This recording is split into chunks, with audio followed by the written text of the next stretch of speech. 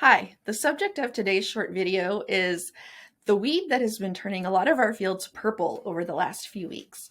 That weed is henbit, and fun fact, henbit will produce seeds within 2 weeks or less of flowering. So by the time we see that purple in the fields, it's really too late to do much to reduce the weed seed bank for future years, but let's talk a little bit today about why we should control henbit and a few of the herbicides that will work to do that.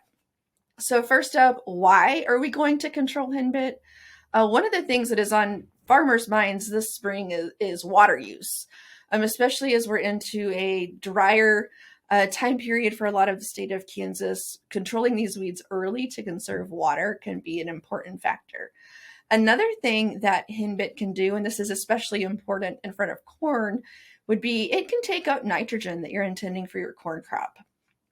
The third thing, and this one is particularly important for soybean farmers, and that is that henbit is actually an alternate host for nematodes and other kinds of pests that can injure your soybean crop. So even though henbit is a winter annual that we typically don't think of as being competitive with our summer annual crops, controlling it is still beneficial.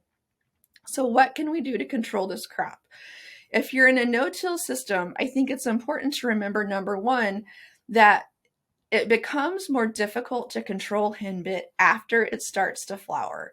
So a lot of our go-to herbicides for burn down, things like glyphosate, 2,4-D, dicamba, they have to move through the plant to be really effective. And henbit just, all weeds actually stop translocating herbicide as well in general once they start to flower. So if you're trying to control henbit after it's flowered, it's important to switch to a more contact herbicide. So something like a paraquat or maybe a Liberty or glufosinate.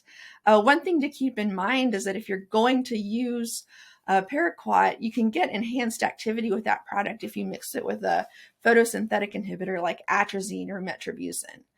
Another herbicide that will have some burn down activity as well as residual would be Valor or flumioxazin types of products.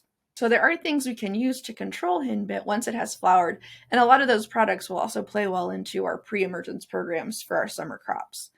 A third option to consider if you have fields that have a large infestation of henbit would be to consider fall herbicide applications. A lot of the products we're going to use for that are going to include ALS inhibitors, things like Autumn Super, Basis Blend, Classic, or Canopy can be useful for these types of applications. It's important to remember, though, that we have actually found a population of henbit in Kansas that is resistant to ALS herbicides. So just something to keep in mind. So long story short, now's the time to be thinking about henbit for a successful summer in 2023. Thanks for your time, and let us know if you have any other questions.